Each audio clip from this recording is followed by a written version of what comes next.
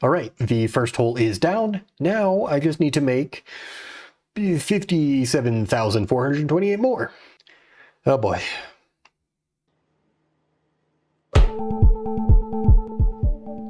One of the most incredible drawing styles that is out there is stippling.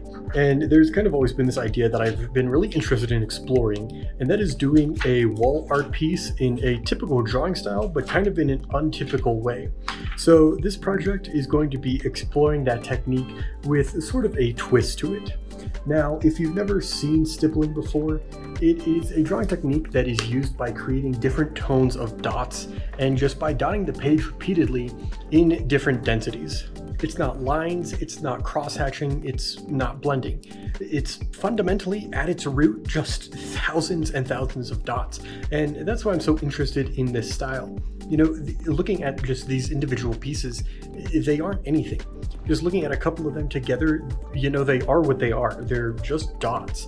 But kind of put enough of them together in specific places and you get densities and shades and form, and they become greater than their individual selves. So I wanted to kind of take this technique and abstract that a little bit and try it on a different medium and scale it up a bit. Kind of use it in a way that the size of the dot changing creates the shade, not necessarily the density of them. And if you're wondering how I'm going to do this, that's a great question. I'm kind of wondering the same thing. I'm making this up as I go, but I have a rough idea of what I want. But for that, I'm going to move over to the computer to explain a little bit further of how I think this can be achieved. All right, so immediately I know that I want to make this thing out of wood. I think that's going to be the easiest medium to work with for this. And for the wood, I think that I'm going to use MDF. Mainly because of the size. I want it still to be that 24 by 36 size. I'm gonna hash out the final dimensions after I kind of figure out what imagery I want on this. But at a 24 by 36, I don't really want to have to deal with joining multiple boards together. And that's kind of just a headache I'm trying to avoid. So I think that MDF will give us that nice kind of solid monolithic look that I'm going for this. And will still meet all the other requirements that I'm gonna talk about in a little bit. So for the imagery on this, I think that it's going to have to be kind of a recreation of something kind of famous. And I say that because of just kind of the inherent style of it. With stippling or with kind of this reduced dot pattern that I'm looking at doing, it's going to be very abstracted. And you're going to lose a lot of the detail. So it's going to have to be kind of heavily abstracted. So you need to be able to kind of instantly recognize what you're looking at, or at least that's what I'm wanting from it.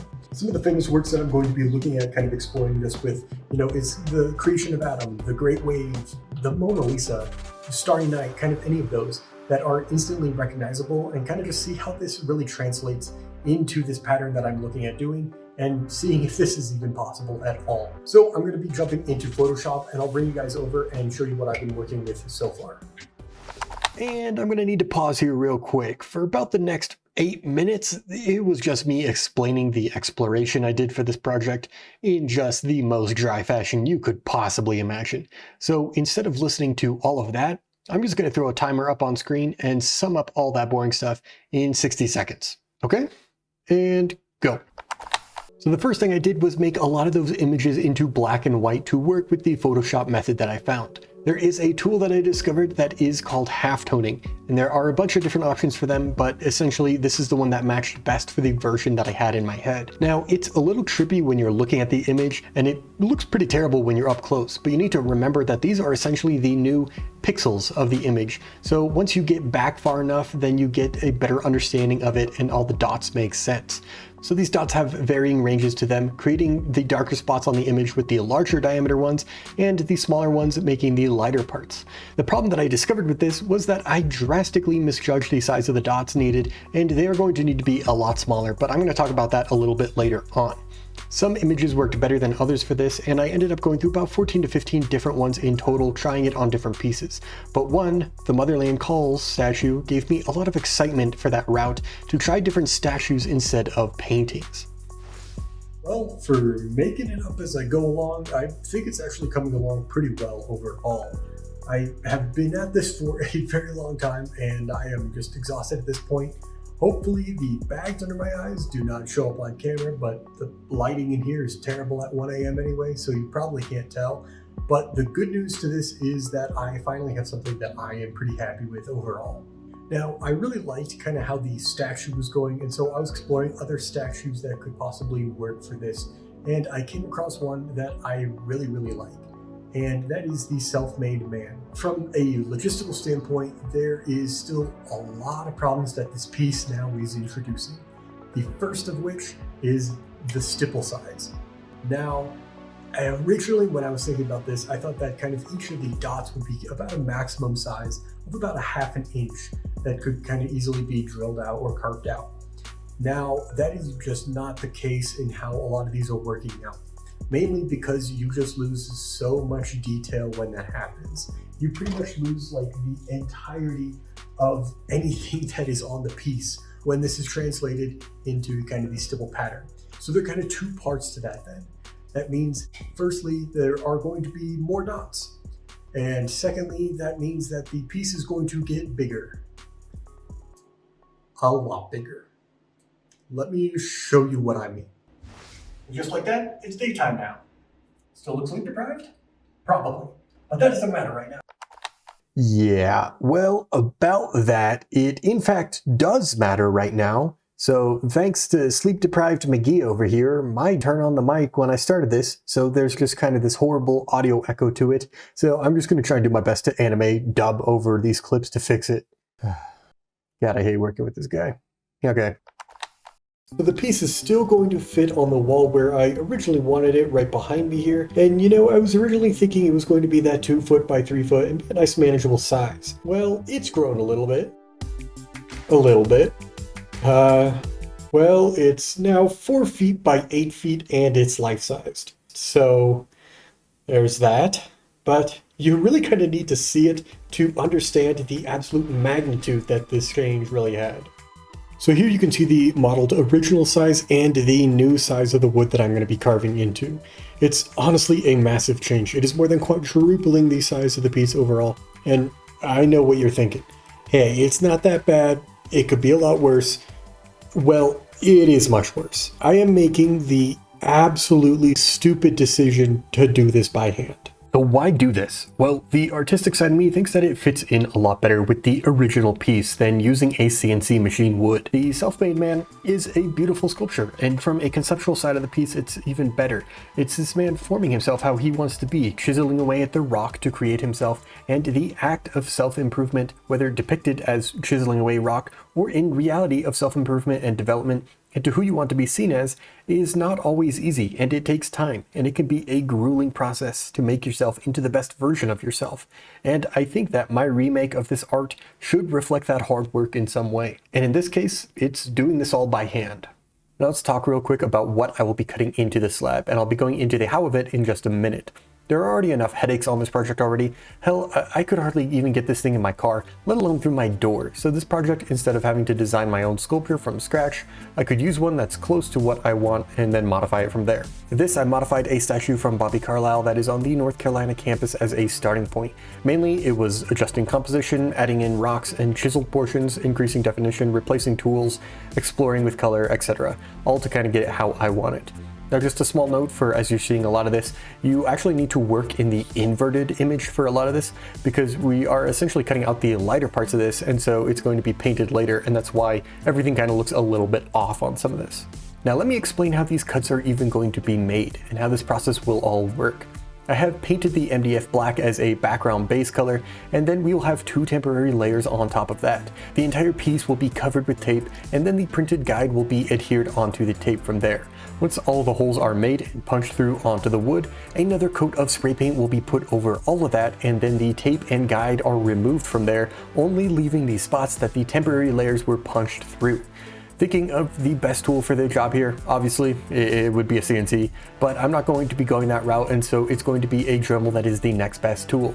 I can use a tapered drill bit instead to also make it so I don't have to constantly switch out drill bits, and just push it in farther to create larger dots. And now that all the prep and planning for this is done, there's nothing left to do but to start.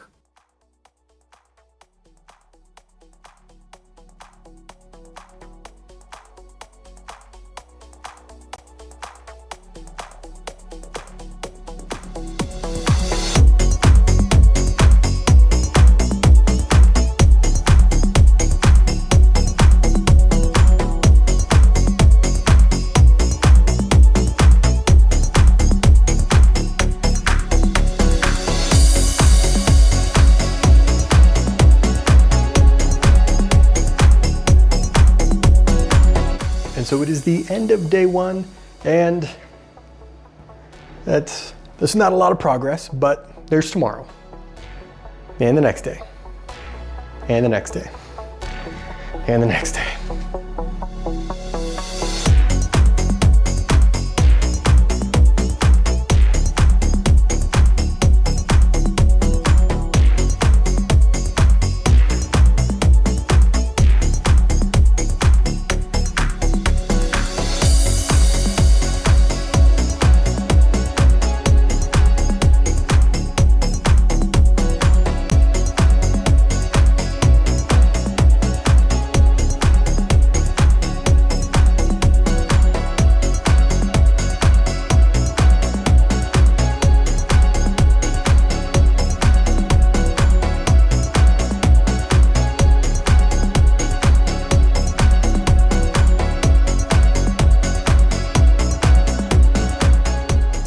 Now, I have been staring at this thing for a few weeks now. This is going to take well over 100 hours to drill out all of this, and I am starting to kind of second guess the base of this, and I think it could be done a little bit better.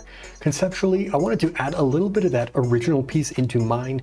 The self-made man isn't something that's really complete. It is a work in progress. It's never really done. There's always more to go. It is an ever-evolving process to shape yourself in the way you want to be. So I wanted the bottom of this piece to reflect that as well. Like, the art shows a little bit of that incompleteness as well, not just in the unchiseled rock, but in the stipples too. So I ran through a lot of different iterations, and I ended up going with this decay pattern, as I've been calling it, since I felt that it not only balanced the top and the bottom of the piece more visually, but it's also in more appropriate scale than some of the others. But that is the thing with art, that it's subjective, and you can have a totally different opinion on it, and you can let me know in the comments if you think I made a bad choice for this.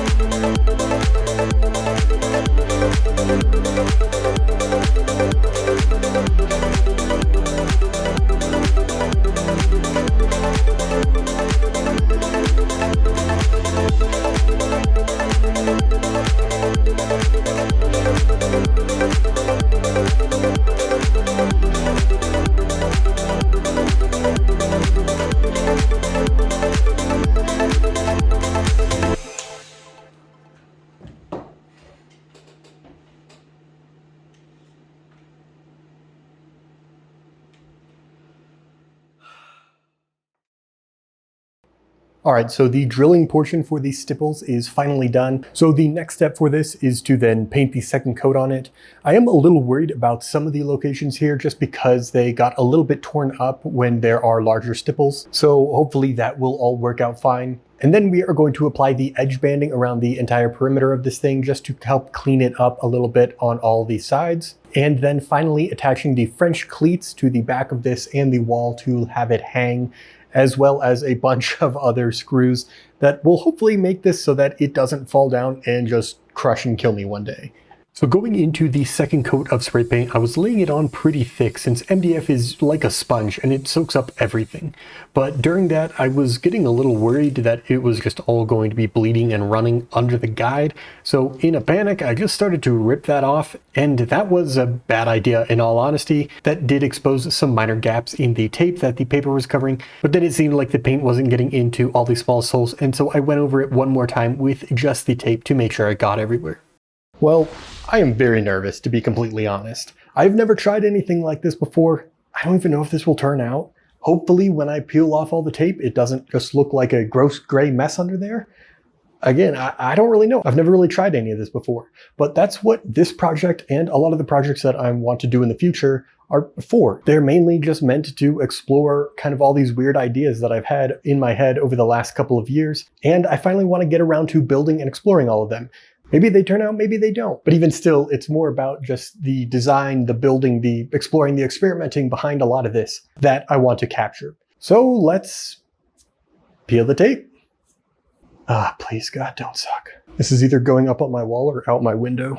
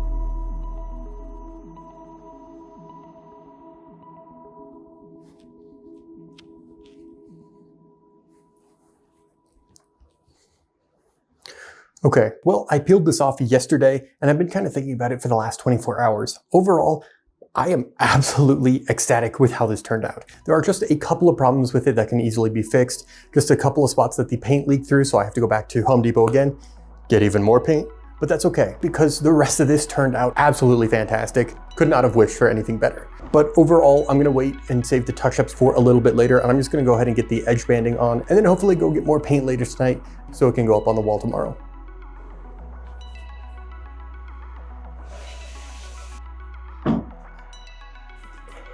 Well, it turns out that pretty much every plan I had for this has just completely fallen through, so that's cool. Trying to get a custom paint match to match my black turns out to be a lot harder just because of supply chain issues, and there's actually no deliveries for black pigment right now. And then on top of that, I have somehow lost my drill. So the Z-clips and the drywall anchors are kind of useless right now until I can find a replacement, but I should have access to one in about a week's time. So it's not really that big of a deal, and I'm not in any big rush for it, so I'm just gonna put that off for now.